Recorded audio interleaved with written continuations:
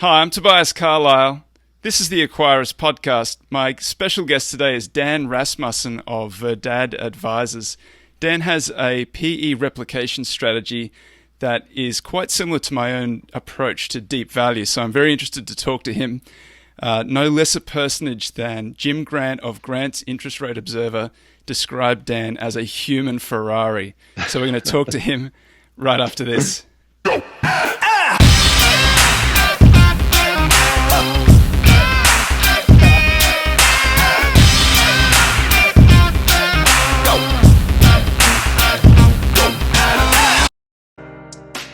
Tobias Carlisle is the founder and principal of Acquirers Funds.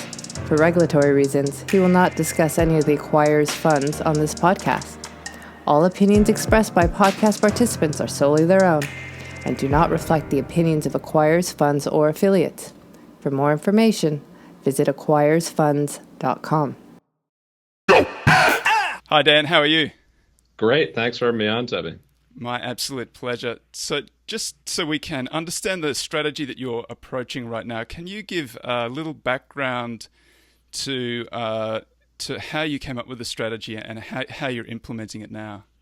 Yeah, absolutely. The strategy really borrows from private equity. So if you look at the broad history of private equity, from 1980 to 2006, private equity was the best performing asset class by a wide margin. And I think 80% of private equity funds that were raised during that period outperformed the public market equivalent. So a tremendous track record of success. According to Cambridge Associates, from 1980s until 2006, it was 6% net of fee outperformance of the public market for the private equity index.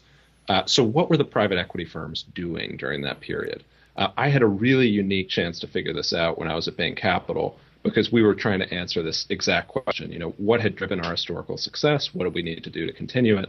And when we started to look into it, we found that there were some fascinating elements of what had made private equity work. And it's going to resonate very closely with your acquirers multiple, as you indicated in the opening. But what we found is that there were really three characteristics that predicted success in private equity. Well, there were two that defined it and one that predicted it. So private equity relative to public markets. Private equity firms are buying companies that are small, generally 200 million of market cap versus 30 billion for the S&P 500, that are levered, typically about 65% net debt to enterprise value versus 10% for the Russell 2000. And third, if you divide private equity by purchase multiple, the cheapest 25% of deals, which were done at less than 7 times EBITDA, accounted for 60% of the industry's profits. And the most expensive 50% of deals done over 10 times EBITDA accounted for only about 10% of the industry's profits. So in aggregate, the story of private equity was buying small, cheap stocks with debt. And if you think about why that worked, it's small value on steroids. It's small value times leverage. And if you buy something cheap and it's small, so you've got a lot of upside, and you lever it right, no surprise it works. And it looked like private equity was earning about 6% outperformance of the broader market, and they were taking about 6% per year out in fees. So the true outperformance of the growth strategy was about 12% per year. And so what I set out to do is say, well, I wonder if we could replicate what private equity had done in the 80s and 90s by buying these companies that had the same quantitative characteristics in public markets. They were small, they were cheap, and they were levered. And probably the leverage is the biggest departure point between me and most other value investors. But we can talk. I'm sure we'll talk more about that. Well, I think I'm agnostic to the leverage in the company, provided that the operating income is there to support it. It's not excessively leveraged. But I have found, and you perhaps know better than I, whether there's a tipping point where debt is good up to a point, and then beyond that point, it's sort of deleterious to your return. So do you want to talk a little bit about the sensitivities of debt, how you sort of assess whether something is a safe investment and where you think that the limit might be? Yeah, and I would say that the world of safe investments is not the world I play in. I am on one end of the risk and volatility spectrum, and happily so. So if you want safety, go buy bonds. Where our goal is to outperform, and my view is that to outperform, you have to take risks. So setting that aside, leverage. So leverage, more debt is bad. More debt is bad. If you measure debt as debt to assets, debt to EBITDA, debt to interest, any absolute value metric, you're going to find that the more levered a company is, the higher the probability of bankruptcy. And bankruptcy is, it's like getting a 0 on your math test in 8th grade, right? 1 0 will sink your entire, semester grade. So you don't want zeros. And debt is what creates the possibility of a 0. And so what you find is that, increasing leverage increases the risk of bankruptcy. Now, what you also find is that just like buying a home or any other asset, if you buy something well and let's say you buy it for $100 and you borrow, 90 of those dollars and you sell it for $110, wow, you made 100% profit on a 10% rise in value. So leverage amplifies the returns. And so what you find, I think, of leverage as a sort of a trade-off. There's good leverage, which is leverage as a percentage of your purchase price, right? So if you think you're making a good investment, you'd ideally want it as levered as possible to magnify the gains when it works. But on the other hand, if you're wrong, you want less leverage on an absolute basis. And so that's why the intersection of leverage and value is so important, right? If you buy cheap things with debt, you tend to have the advantages of the magnification, and you don't have too much bankruptcy risk. But on the other hand, if you buy expensive things with debt, God love you, it ain't going to turn out too well. I mean, you have a nice strategy in that the debt is, by virtue of the fact that it's raised by the company, the target that you put into the portfolio, it's non-recourse to you. So it's not like you're carrying debt at a portfolio level; it's carried at the holding level. So in that instance, it's, if you're going to do it, that's sort of the way to do it, so that any individual stock that might fail doesn't sort of risk the entire portfolio. That's right. And I think, this is Robert Shiller, won the Nobel Prize for the finding that market prices are, 20 times more volatile than fundamentals. So if you think about where you want leverage, you don't want leverage on the really volatile price movement of a stock. You want leverage on the balance sheet of a company where it's dependent on that company's earnings. And what you find is that when you have leverage there, it's asymmetric. So if you say have a margin loan, you have symmetric exposure. If the markets go up 10 and you're levered 100%, you go up 20. If it goes down 10, you go down 20. If you buy a portfolio of levered companies that are equivalently levered, you tend to not quite go up, if say 50% levered, or 50% debt, 50% equity, you don't go up quite 100% when the market, you don't go up 2x when the market goes up. You go up a little less than that, but when the market goes down, you don't go up 2x down. You go only a little bit worse, because unless the bankruptcy risk of the company has meaningfully changed, the equity won't reprice to reflect the fact that the company's leverage is 50%. And that's sort of one of the key insights to making this work. It's a fascinating strategy, and it's one that you were I don't want to say a junior, but an associate or an analyst at Bain Capital when you were tasked with this. What are the drivers of our performance? And that I think that the levers might have been operational improvement, leverage, and possibly the purchase price. So can you just talk a little bit to that study? Sure. Yeah. So we looked at a whole variety of things. The first thing we looked at was just, every private equity deal we could look at. So I think we built a data set of 2,500 deals, 350 billion of invested capital in private equity. And we looked at what predicted success. And there were a lot of people that thought industry was going to predict success. But industry was sort of an irrelevant variable, as it turned out.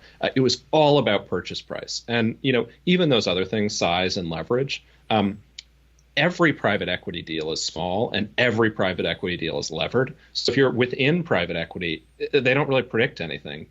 Because 200 million of market cap is the average PE deal, right? That is an extreme micro cap in public equities. I think there have been only a dozen private equity deals that are larger than the large end of the small cap index. So, by and large, what we're talking is tiny little things. So whether it's 400 million of market cap, 200 million, 100 million, it's all small. It doesn't really matter. Leverage levels, again, 65, 70, 55, doesn't really matter much at all because everything is levered. So controlling for everything else, doesn't make much of a difference. What really mattered is the valuation, and that was so powerfully predictive, and especially I think in a levered environment for those reasons we were talking about.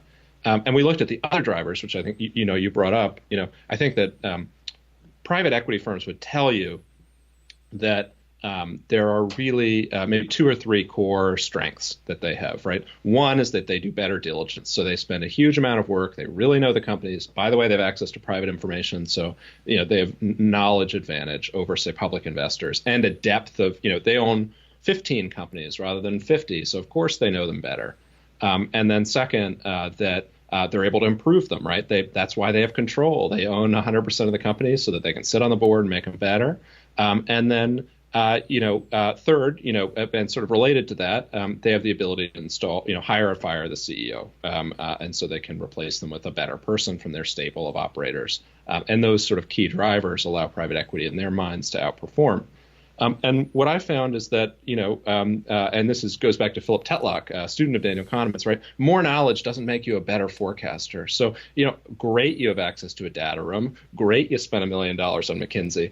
You're no more likely to predict EBITDA growth than anyone else. And anybody who has ever looked at EBITDA forecasts from any buy-side firm will tell you the error bars are so huge as to make even the whole endeavor of forecasting EBITDA growth worthless. And we broadly found that to be true. In terms of operational improvements, is every private equity guy trained at an investment bank magically a better CEO than every public company CEO? Are they magically better board members than every public company board? Are the McKinsey people that KKR hires that much better than the McKinsey people that the public company hires, right? It's just not plausible, right? And if private equity guys were really such better managers, shouldn't Harvard Business School and Stanford be teaching the private equity approach to management? But they don't. Well, why is that? Why is it that this is so vaunted, yet they don't teach it? Well, because the private equity approach to management is lever the company up. That's it. That's it. And then, sit on the board, and if things go wrong, bring in McKinsey again and again, or maybe switch to BCG because they have industry expertise. And that's about as far as it goes, and it doesn't really help. And then third, choosing the CEO, who the CEO is, in my mind, doesn't really matter. And we can talk more about that. Well, let's dive into that. You've more recently released a paper looking at the characteristics of CEOs and whether that is in fact predictive of performance. So would you like to talk to that a little bit? Sure. I think there's this. It goes back to the 80s, and a guy Michael Jensen at Harvard Business School, and Jensen had this idea that he noticed that Harvard Business School students.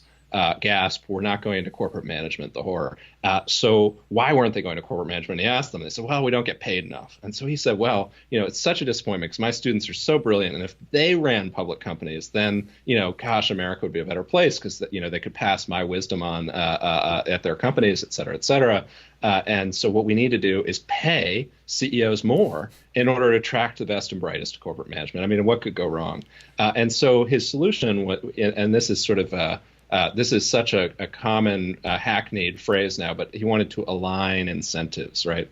And now, everybody is so into alignment incentives that you find like the VP at the private equity firm is trying to give his nanny a bonus for higher performance or something. It's like, oh dear, right? They've really drunk the Kool-Aid on aligned incentives.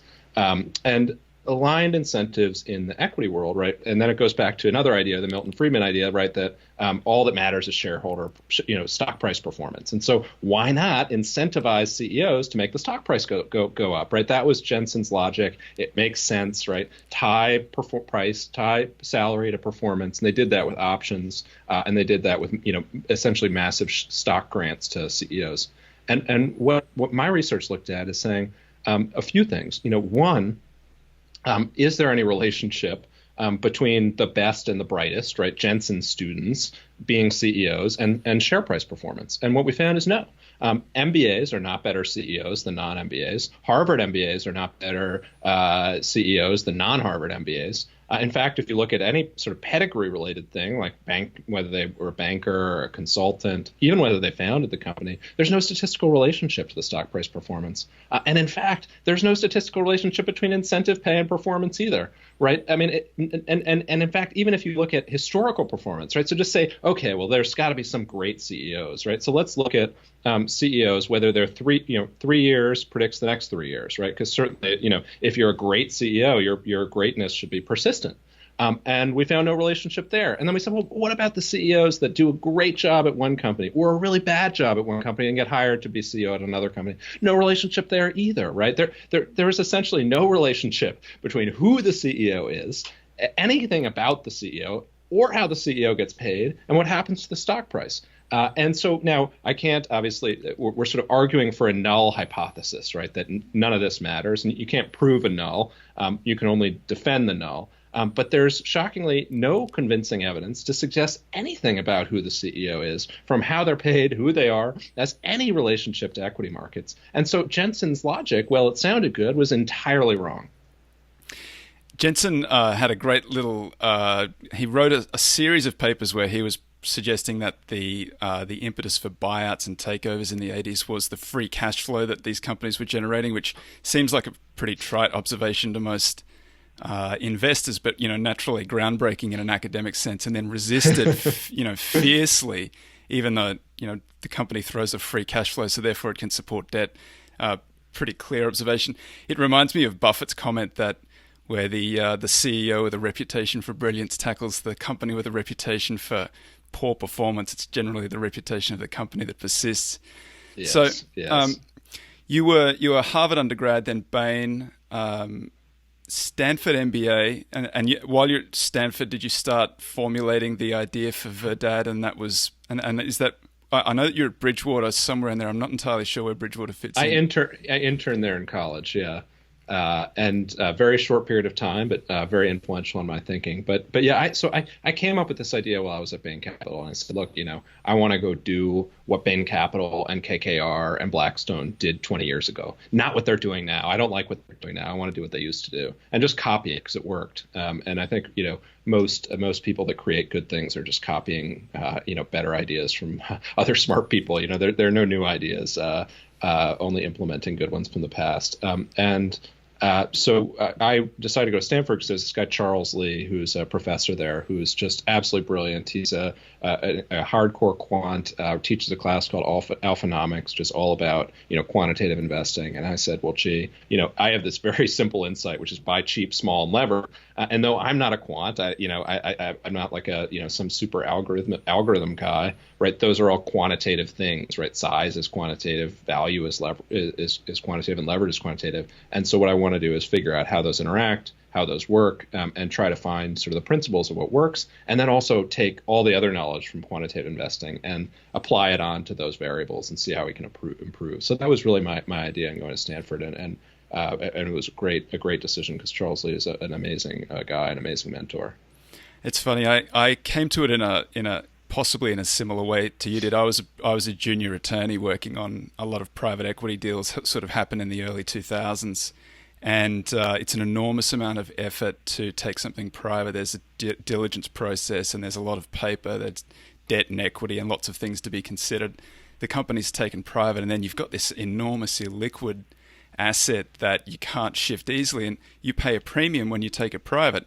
And at the same time, I could look at companies that were listed on the stock market that you can buy for virtually no effort, open your brokerage account up and buy them, and then don't pay that premium and get at least equivalent returns and likely better returns for less effort. So I think that the strategy is, I'm sort of talking my own book a little bit, but I think the strategy is a really good one, and it's likely to perform very well. But it's still a value strategy, and so it's been a very tough time for value. Do you have any? How do you feel about it relative to something like the value factor or EV/EBIT, which is probably a reasonably good proxy? Are you going to track that closely, or do you think that you're going to be able to outperform, or how do you think about it in those terms? Yeah, I think there are two dimensions to it. I think one is we have leverage, right? So in theory, if we both own something for the same price, but I'm 50% levered, I should do double, I'd say broadly levered small value performs like small value on steroids. So there should be a magnification effect to investing in the levered portion. So I think that broadly theoretically makes sense. Now, it's going to be painful when things go down, but it's going to be really nice on the upside. So that's sort of the trade-off. And I think the other thing I think that's worth thinking about with all value strategies is, and all quant investing is in some sense a ranking, right? You're saying, well, I like cheap things. And so, well, the 10 cheapest things should be better than the next 10 cheapest things, should be better than the next 10. And what's sort of interesting is that if you look at then the distribution of of the markets, most of the really cheap things are also really small for sort of related and obvious reasons. But what this means is that if you want to be a very disciplined, extreme value investor, right? If you say, well, I really love EBIT to EV, and I do, right? It's a great signal, and you want to own the 50 cheapest EBIT to EV companies, probably the average market cap on those is like 200 million. And so, the other sort of question you have as a factor investor, quantitative investor, is, am I willing to run a fund that can invest in those things? Am I willing to tie my hand behind my back and know that I can't ever get bigger than, say, 200 million of capacity, because then I couldn't buy the very things that define the value universe. So I would say when I think about what I do and how it compares to the broader universe of small value, I'd say there are really two differentiators. Like, one is the focus on leverage, which hopefully should amplify things, and then the next is sort of a very conscious commitment to staying very small and focusing on the extremes of the value factor, which I think is also really important to generating alpha. I think you touched on it a little there, but you also have a very recent paper, which is a fascinating read about looking at the very cheapest and then seeing if you can determine cherry pick out from that group, or determine which of those are likely to outperform the others, which is sort of the holy grail. If you can really figure that out, then you've got something special. So what can you describe the paper and what were your findings? Yeah, so that would be the holy grail if it were possible, Toby. We've gotten really into machine learning, and I like machine learning because it's sort of Bayesian, right? It's probabilistic, and it's sort of, in my mind, after linear factor models, right? I think machine learning is sort of the next stage for quants. And so, we thought, well, what's the first way? If you're looking at quantitative research, right, that the linear factors are the most important, right? That they show up in regressions. Of course, they matter most. So what you want to do is start with those linear regressions and then layer on machine learning on top. So what we naturally said is, okay, well, let's start with the linear model. And we know what small value is, so does everybody else. Let's look at the extremes of small value, which are really what drives the alpha.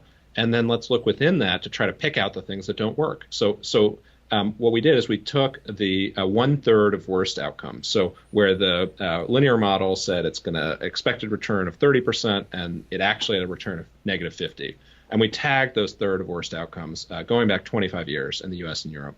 And then we said to the machine learning algorithm, we gave it everything we could think of, like everything. And we said, go and tell us why the model's wrong. Like, why is small value produce such high error rates and such high dispersion, right? Why does some small value stocks do really well? Why are others value traps? And why do others go bankrupt, right? And our hope was that we could more finely tune our factor model, right? And so we came back and we were delighted. The machine learning said, hey, we can achieve something close to 50% accuracy at telling you what are the 30% worst outcomes. And so great, look at how wonderful, we're so brilliant. This model is great. And so we said, well, tell us what the biggest predictors of your essentially probability of being wrong. What are the biggest predictors? The number one was the linear regression's expected return variable. So basically the model was telling us, the higher the risk, the higher the return, and in fact the higher the realized return. So if you purely said I want to only buy the things that are most likely to be wrong, you had the highest returns relative to the stuff the lowest likely to being wrong. So there was almost like a beautiful proof of market efficiency.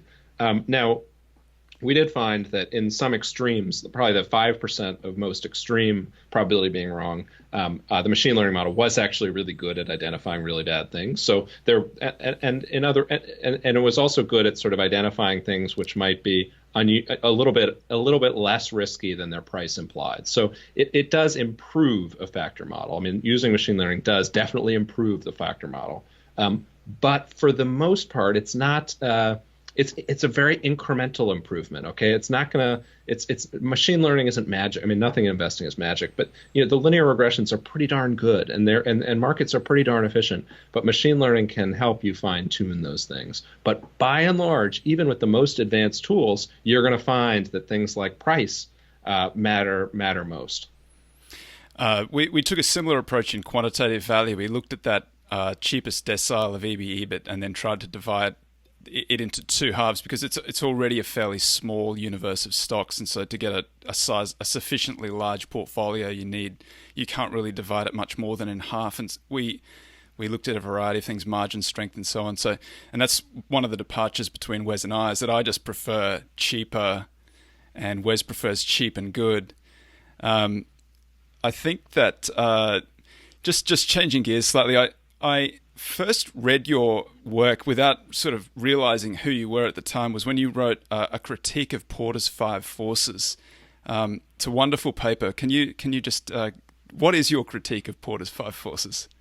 Well, to put it very simply, my critique is that there's no evidence that it's right. I think you and I are in this very controversial school of investing that you could call evidence-based investing, which is the revolutionary idea that maybe your ideas should be supported by evidence. And unfortunately, Michael Porter's ideas just aren't. Now, they sound nice, they sound good, right? They're just wrong. And what's sort of fascinating, so what's sort of most interesting in some sense about Porter's ideas, so you have to kind of go into the DNA of his ideas. So Porter studied in the field of industrial organization. And the field of industrial organization in the 60s and 70s was very focused on antitrust and monopolies. So they had this idea that monopolies were evil and bad because they could screw everyone over and thus earn really, really high profits.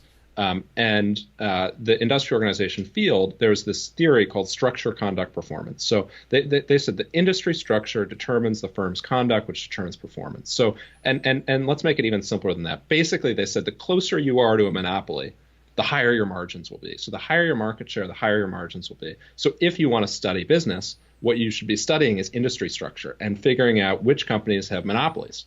And there's something very intuitive about that, right? I mean, you sort of think, wow, gee, if I owned all the railroads, I could charge a big price for my trains. That hasn't worked well for Amtrak. But again, we'll get back into the evidence a little later. And so Porter was sort of a disciple of this school, and he came to Harvard Business School in the 80s. And Harvard, Business School has always, a checkered reputation as an intellectual field, right? I mean, when Harvard Business School first opened, people were saying, like, what are you going to do? You're going to bring in cobblers and butchers and chefs and teach them. It seems like not something Harvard should be doing, teach them Latin. But at the time in the early 80s, Harvard Business School's approach to teaching corporate strategy was to teach people SWOT analysis, strengths, weaknesses, opportunities, threats, right? And I mean, I think to anybody with half a brain, that sounds like a dumb idea, or at least, I mean, in the realm of sort of, really, I go to Harvard Business School and you teach me SWOT analysis? Like, there's something lacking. And Porter came in and he said, let's overhaul the strategy to curriculum and teach structure, conduct, performance.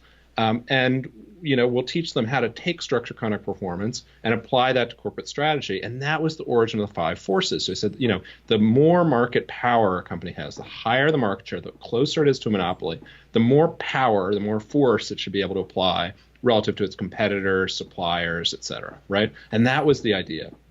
And it should be no surprise that the idea of an advantaged, powerful establishment dominating everyone else so appealed to generations of Harvard Business School graduates. And this became the dogma of business. And sadly, and I fault Warren Buffett a little bit here because he adopted this wide moat concept, became a dogma among value investors who started to say, well, we don't just want cheap companies. We want cheap companies that have are competitively advantaged, right, that have these five forces. So caught on like wildfire. And yet at the same time is really interesting, this whole idea of structure, conduct, performance was also being applied in the legal system and in academia, right? So in the legal system, this was being used to break up monopolies and break up companies with high market share. And the Supreme Court, in a series of landmark decisions in the early 80s, they basically looked at a bunch of sophisticated econometric analysis and found that there was no evidence that higher market share led to higher margins. No evidence whatsoever. There never had been. And so they said, you know what? You can't use market share as an indicator of anything anymore. It's not ipso facto anti-competitive to have high market share. There's just no evidence for that. You actually have to prove consumer harm. And that was what the Supreme Court said. So, basically in the early 80s, Supreme Court had said structured conduct performance, as far as the courts are concerned, is dead. We don't believe it. We don't buy it. We're not going to apply it. So, keep it out of the legal system. And at the same time, the field of industrial organization was starting to do all of these market share margin studies, industry margin studies. And what we ended up finding was that industry had no relationship to conduct or performance. And a market share had no relationship to conduct or performance, just the legal scholars were finding. And by the late 90s, the field of industrial organization had basically admitted that industry analysis was dead. Traditional industry analysis didn't matter. There was no evidence for it, and and this is like at the ascent. Porter's star is rising and rising and rising. He's, I think the Economist for Forbes named him a global guru, right? Which you pretty much know anyone who's a global guru is wrong. But it had really sort of his star had peaked. And what I wrote a piece is just saying, why are value investors still so devoted to this? Can't, which is what it is. It's can't. It doesn't work. Isn't true. And isn't even basically supported by logic, which, to what you were saying, right? Is it buy cheap and good? Well, no, it's just buy cheap things, and you try to buy good things, and you just move away from buying cheap things, and then it works less well. It's a little reminiscent of another guru, Tom Peters, who had that book In Search of Excellence. And he said these are the criteria for excellence, and it included various things like a high return on invested capital, high sales growth, and so on. And an analyst, Michelle Clayman, came along and said, well, let's go in search of unexcellence. And she found that basically the companies that had the characteristics on the other end of the spectrum, which were very low returns on invested capital, little to no growth in earnings, they outperformed quite substantially the excellent companies, so-called. And that study was updated by a gentleman who worked for her. His name escapes me now, but I put it into Deep Value. Basically, over the full data set, it's a stunning outperformance for the unexcellent companies. And the reason is very simple. The excellent companies, you pay 2 times book for them on average in this data set. And the unexcellent companies, you get them for 0.6 times book. In both cases, there's this sort of diminution in the companies the businesses get worse after you buy them, in the 12 months after you buy them. But so the driver of the performance is purely that reversion in the price to price to book or price to underlying intrinsic value. It's one of those fascinating things that I've been saying it for a long time, but I can't find many value investors who are prepared to who believe it at all. So I'm always very happy to find a fellow traveler. No, it's exactly right. And I always say investing is a game of meta-analysis, not analysis. So it doesn't matter if you think a company is good if everyone else thinks it's good, right? It's what you think of relative to what the market thinks. And so, ultimately, a company's price today depends on everyone else's projection about what's going to happen in the future. So, the sort of, if you want to be a meta-analyst investor, what you just, step one, find things that everyone agrees are bad, and then among those, figure out which ones you want to own. And understanding that consensus pessimism, right? If the future is completely unpredictable, then both extremes of optimism and pessimism are going to be wrong. So what you want to own is the things people are pessimistic about, right? The unexcellent things. And I think that's just logical. But I think part of it is you try, pitching this to sophisticated institutional investors, right? And they don't want to hear, you're like, oh, what do you do? It's like, I buy really bad companies that everybody else hates, that might get a little better. I don't have any reason to think they're going to get better. I just sort of think that, who the hell knows what's going to happen in 2020, and, maybe newspapers won't be as bad as everybody thinks they're going to be. And people are like, well, I have over here this guy who's really done a deep dive on Salesforce, and boy, is there, bright future for Salesforce. And they own, 20% of their funds in Salesforce. They have super high conviction. And I was joking with one of these large institutional investors. I said there is you can either have high returns, right, or you can buy things that you have really high conviction on. But the universe of things that are high conviction, high return is a null set, right? You either take risk and get return, or you buy things that everyone likes and you get mediocre returns. There's just no more sort of obvious truth, I think, in investing than that. The Venn diagram doesn't really overlap very much in that. Exactly. We wish it did, but it doesn't. Buffett has sort of been and as you pointed out, the reason for this is that Buffett, who is the highest profile, most successful value investor, possibly we wouldn't even know the term if Buffett hadn't been so high profile and been so generous with his writing. The problem, though, is that if you try to do it yourself, you find it extremely difficult to do that. And I think Michael Mauboussin has this great study where he took buckets of he could rank, say, that the Russell 1000, he can rank them from the highest return on invested capital to the lowest return on invested capital, and then I think he puts them into quintiles, so 1/5 each, and he tracks them over 10 years to see what they do. And as you'd expect, they sort of have this mean reverting function where the ones that are the worst tend to get much better and the ones that are the very best tend to get worse. The reason's very simple, of course. It's because everybody wants those very high returns and they compete for them, and nobody wants to be in the industry that has very low returns, and so they leave it, and that sets them up to do better. Maubussin's looked at the drivers of those returns, and he's never been able to say prospectively which of the companies, what the drivers of it are. He can come up with conclusions at the very end where he says, biotechnology seemed to do very well, pharma did very well. You don't want to be in retail. You don't want to be in anything that's got these very high. You want higher margins rather than lower margins, but nothing is sort of particularly predictive. Which is just I find it fascinating that this research is out there, and it, for whatever reason, it just. I have these arguments on Twitter all the time. There's a recent paper on unpopularity. Did you see the? Yes, I loved that. I thought that was so good. Capturing that again, where Morningstar has those three categories where they say there's a wide moat type of company. Same story as the Porter stuff. Wide moat, narrow moat, no moat. And I love the Morningstar definitions of these things. I think it's an excellent description of what you would look for in a moat. I don't think there's anything wrong with their method. I think it's a very good method. It's just that when you look at the returns to those three categories, no moat outperforms narrow moat outperforms wide moat. And the reasoning is always, well, it's because no moat is riskier, narrow moat is less risky. Wide moat is the least risky. But then I always think, if we did a Monte Carlo simulation of this, shouldn't we get equivalent returns across all three, because we're getting failures in no moat and wide moat sort of persists? It doesn't seem to be the case. It's sort of it's accepted so well in the literature, and then it manifests in these discounted cash flow models that everybody builds, because they say this particular company that I'm looking at has this very high return on invested capital, so therefore should be able to grow and compound, and it's going to grow over this sort of 10 years or so, and then the terminal value is going to be enormous because it's going to grow in perpetuity, sort of at a slightly higher rate than GDP.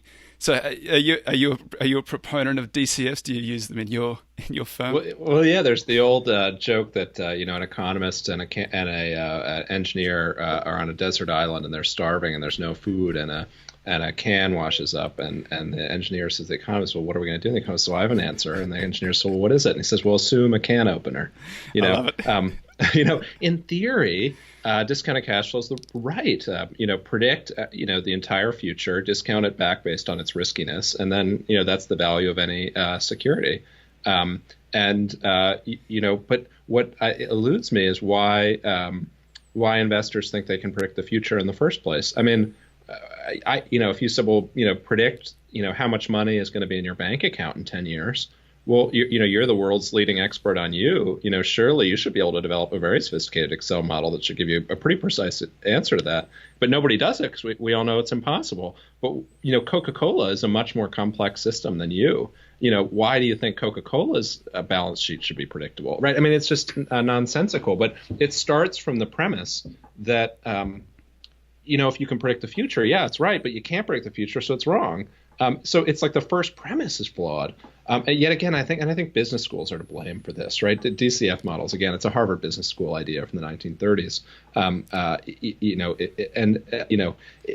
For some reason, people want to plan. They want to say, well, what should this be worth?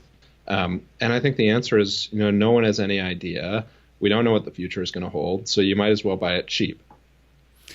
I don't mind the Burr Williams model as a statement of what you are looking for. That is true that something is worth now, the cash flow is discounted from here until kingdom come. That's absolutely true. The difficulty is in implementing that theory in any practical way in any individual company. It's virtually impossible to do that. The other thing that I'm sure that you have built these incredibly complex Excel spreadsheets with multiple tabs all sort of linking through, projecting out margins and growth and so on, and then discounting that back at whatever is the correct discount rate. I have no idea. But they all sort of boil down to these. You only really have a handful of inputs. It's the future. It's the discount that you think over the next few. It's the dividend or the cash flow that you expect over the next few years, the discount rate, and the growth. That's three very simple inputs that are then expanded out exponentially. So I get, this is another thing I get trolled about all the time. I'm anti DCF, but only because there are only a handful of inputs, and they say, well, it's silly to use a multiple, it's silly to use a ratio, when you can look at these other. Well, the ratio. The only thing that the ratio is missing is the growth rate, and I don't know. Right. Well, I think that there is a 2x2, right? There's importance and knowability, right? And I think what investors miss is the knowability portion, right? So growth rate, really important, unknowable, right? If we knew the growth rate, we'd know the value of the company. Well, we don't know the growth rate; it's unknowable. So you multiply that in the equation, and it comes out to zero, right? Because knowability is zero. And so even though importance might be 100, if knowability is zero, the value of that variable is zero. Multiple, on the other hand, is both very important and very knowable. So you multiply those together and you get the answer, right? I mean, that's the logic of why people miss the knowability portion of it. And that's I think the fundamental mistake people make, right? They think that the future is predictable when it isn't. And I think there's no more fatal intellectual flaw than to believe that you are a fortune teller or a prophet or a soothsayer, when in reality you're just a guy with a spreadsheet. So I've seen you describe your approach before as a Chicago School of Business approach. What do you mean by that, and what does that mean in a practical sense? Yeah, I like this. I sort of, the joke around, we call ourselves part of the Chicago School. I think the Chicago School, to me, means sort of the disciples of Eugene Fama. And generally people that think, in terms of evidence, right? I mean, the Chicago School in economics was famous for saying, no, we need to prove this works in the real world. We need some empirical evidence, right? For example, on growth rates, right? There's a great, I think it's a 2004 paper. I think it's by Lakonishek, Schleifer, and Vishny. That's for contrarian investing. No, paper. It's a different. It's a different one. Maybe I got the authors. It's the persistence and predictability of growth. And I might have the authors wrong, but it's the persistence and predictability of growth. And they find that growth is neither persistent nor predictable, right? So if you actually look, you actually try to predict it, you can't, and nobody can, and they haven't been able to, right? And I think that for me, that's what when I say Chicago School, that's what I mean. It's saying, oh, okay, you're going to build a DCF model. Well, before you build it, why don't you prove that you can forecast the growth rate? Prove that you can forecast the growth rate, then let's do the DCF model. Don't just build the DCF model assuming you can predict the growth rate. And I think that for me is what the Chicago School is. And I think it's funny, right? Because people will say, well, why don't you do more analysis? Why don't you meet with management? Why don't you forecast the growth rate? And I said, well, I'd do it if it worked. You show me evidence that it works, and then I'll do it. But I'm an evidence-based investor, and so I don't do things that I don't have any evidence or logic to think that they work. And I think the most common conceit, right, is that some people believe that the more you know about something, the better you can predict the future about that thing. And I don't think that's true in any meaningful way. I don't think that just knowing more about something makes you better at forecasting it. There are a lot of people that really know a lot about baseball, but it doesn't mean that they can predict who the winner of the World Series is any more than anyone else can, because it's unpredictable. James Montier has a great collection of these studies that show all of the various different ways of predicting the future. He has a great one on horse handicapping, where he gives people, you get a small amount of information about which horse is likely to win, and then they rank the professional handicappers rank the horses, and they give them increasingly more and more data about these horses, and they sort of randomize it so no individual's getting the same data at the same time.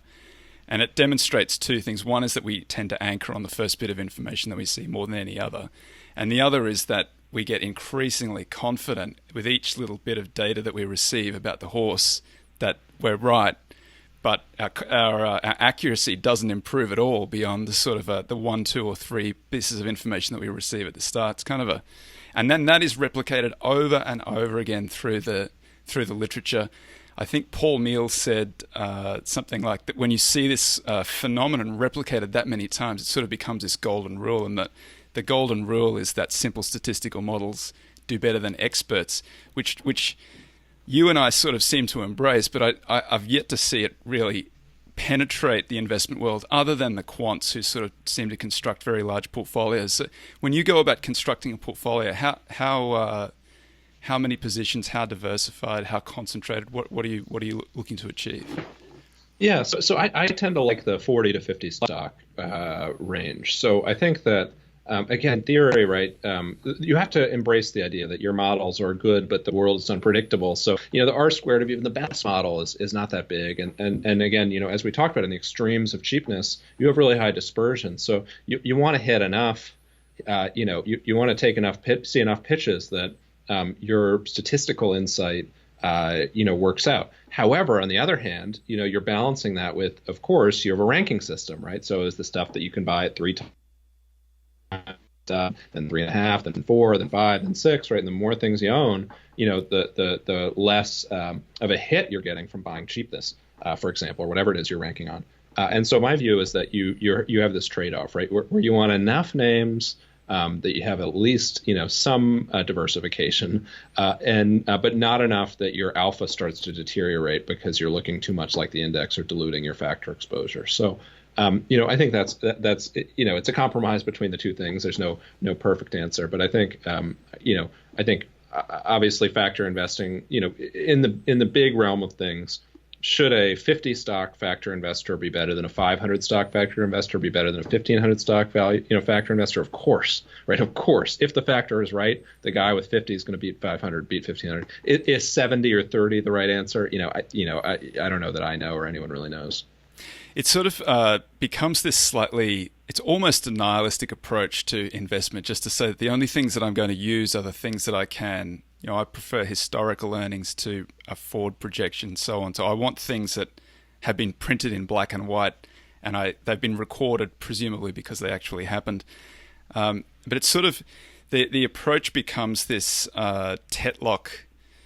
If you embrace Tetlock, if you embrace the behavioral arguments about why everybody else is so bad at investing, and then potentially and you're clearly a very intelligent guy. You got Harvard undergrad, Stanford MBA. Or maybe I'm just a really good actor, and I've learned to read my script very well, Toby, and tricked you. Or you could be picking who really knows? You could be picking the stocks, but it's what do you take from what's the Tetlock? Tetlock has the fantastic book. Is Tetlock Super Forecasters? I'm forgetting now. Yes, yep, that's right. Tetlock is super. That's right. So what's the Tetlock story? Yeah. So look, I think at its heart, right, forecasting, that is what we do, right? That is what investors do. That is what investment models do. They forecast prices. They say these are the things where the price today is the lowest relative to the forecast price, right? Very, very simple. We are all forecasters, right? And so it seems logical to me that if you're a professional forecaster, which is what we all are, you should probably study forecasting. Well, there's only really one scholar. There's Meehl and there's Tetlock, basically, right? There's this Kahneman school of thinking, but there's basically they all agree on a few sort of simple findings about forecasting. One is that when you forecast, you want to forecast like an insurance actuary, right? You don't say, if you have two alternatives, right? How long is Toby going to live, right? You could say, well, I'm going to send in McKinsey. They're going to spend 3 months with him. They're going to do a projection of how much he works out, what he eats. We're going to forecast it into the future. We're in a 50-slide PowerPoint deck. We're going to interview everyone he's ever known, and we're going to come up with the answer, how long he's going to live. And the insurance guy just says, okay, he's a male. He's this age. Does he smoke or not? How much does he drink? What's his family history of chronic illness? Plug it into a model and say, here's the answer, right? And Tetlock basically says that's the better way to do it, right? Because you want to use probabilities, base rates, historical statistics. So, you want to orient yourself around, what the historic incidence of something has been, right? So, that's the best way to make, decisions, right? You say, I'm going to renovate my house. how long is it going to take to renovate my house? One way to do it is ask an architect, think about what it is. How long is it going to take? The other way is to say, how long have similar renovations in this area of similar size taken, right? That's the base rate approach. And it tends to work much better because you're actually basing it on data. And this is why the statistical models work better than the experts, because the statistical models are just saying, take all the historical probabilities and assume that. Now, I think there's a role for not expertise, but analysis, right? Because someone has to say, okay, well, what is the base rate, right? What variables are important? How do we define that actuarial table? There's an element of nuance to that, right? And I think there's also some element of saying, does this fit within the base rate, or is there an exception? I think Tetlock would even say, hey, at the end of all that statistical work, you might want to adjust based on some specific details, right? So like if your actuarial table says, you're going to live till you're 80, but we know that you're going to do a base jumping next week, we might adjust the model just a little bit, right? And that would be sensible and logical. And I think that's what I take away from Tetlock, which is you have to use base rates. If you're not doing base rates, if you're not using statistical models, you're not paying attention to what we know about forecasting and good forecasting. And if you're not paying attention to what we know about good forecasting, why are you advertising yourself as a professional forecaster in the first place? It beats me. Well, that's an interesting idea that you bring up there, because there's this phenomenon that sort of, I describe it as broken leg theory, where you have some information about whether John goes to, and I think this is from a Paul Meal paper. I think he gives this example where he says you have an estimate about whether John goes to the theater on a Friday night, and you might include such things as it's an action movie and he likes action movies. It's raining. He doesn't like to go out in the rain. And then you can find this sort of statistical guess as to whether he goes out. They say on this particular occasion, he's got a broken leg. Should you be allowed to update the model to reflect or override the model rather to reflect the fact that he's got this broken leg? And the answer tends to be no, for the reason that we find we find many more broken legs than there actually are. And it's particularly apt, I think, in a deep value world, because every single company that I look at has a broken leg, which is why it's cheap. That's why you get there in the first place. So if I was to override the model, I wouldn't have anything in the portfolio, because I can see that there is. I think the businesses are as junky and they're as cyclical and everything as everybody else. I just have to rely on that base rate bailing me out. No, I love, I talk to prospective investors a lot. It's part of my job. And the one question I dread the most is when they say, tell us about some of the companies in your portfolio. And I'm just like, oh no, I know this isn't going, and I'm like, look, the more you know about the companies, the less you're going to like the strategy. Just hold your nose, blindfold yourself and buy, because, do you really want to know that the largest holding is a Russian steel company, or would you rather not have known that? There's two reasons to hate it. It's Russian and it's steel. That's why it's cheap. That's why it's the cheapest darn thing in the world. But it's funny, I think that's exactly why. And I think people make decisions so much more on stories and emotions than they make it based on data. And that's what I think quantitative investors are fighting, right? Because someone's going to make a decision to invest in a stock or invest in a fund based on an emotional or personal connection, not necessarily based on reason or that sort of what, Kahneman calls the type 2 or, type logic. And I think that's often a challenge we face with being quant investors. And that's why I think work like what you're doing, is so important, because we need to tell the story of why statistics work, right? We need to talk about things like the acquirer's multiple and say, hey, if you actually walk through the intellectual journey, you'll start to come to an emotional connection with this way of thinking. And if you come to an emotional way of connecting with this way of thinking, then maybe you'll act based on reason.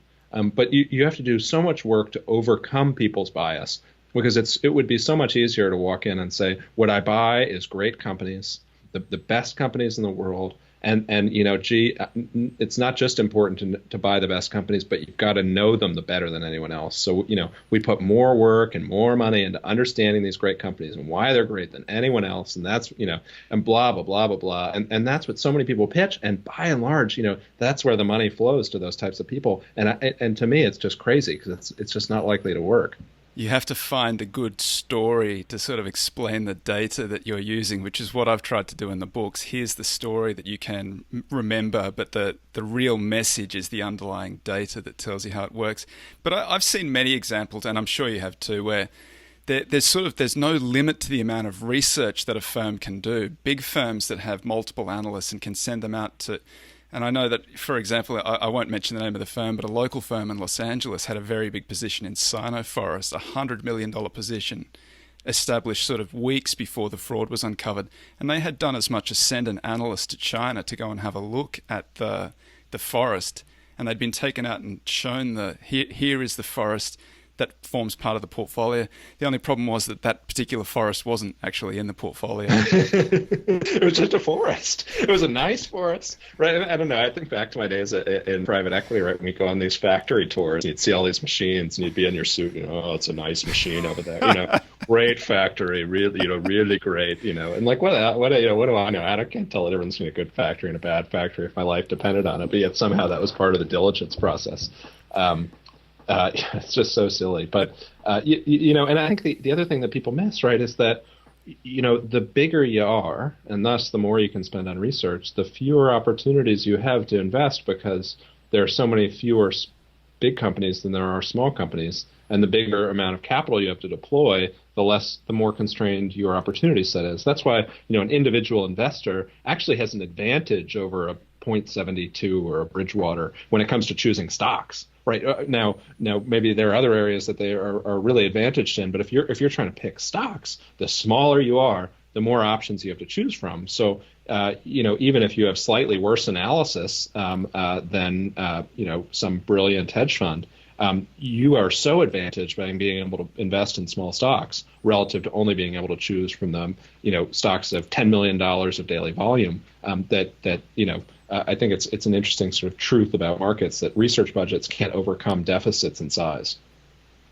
Dan, absolutely fascinating discussion. Really enjoyed it. If folks want to get in touch with you, how would they find you?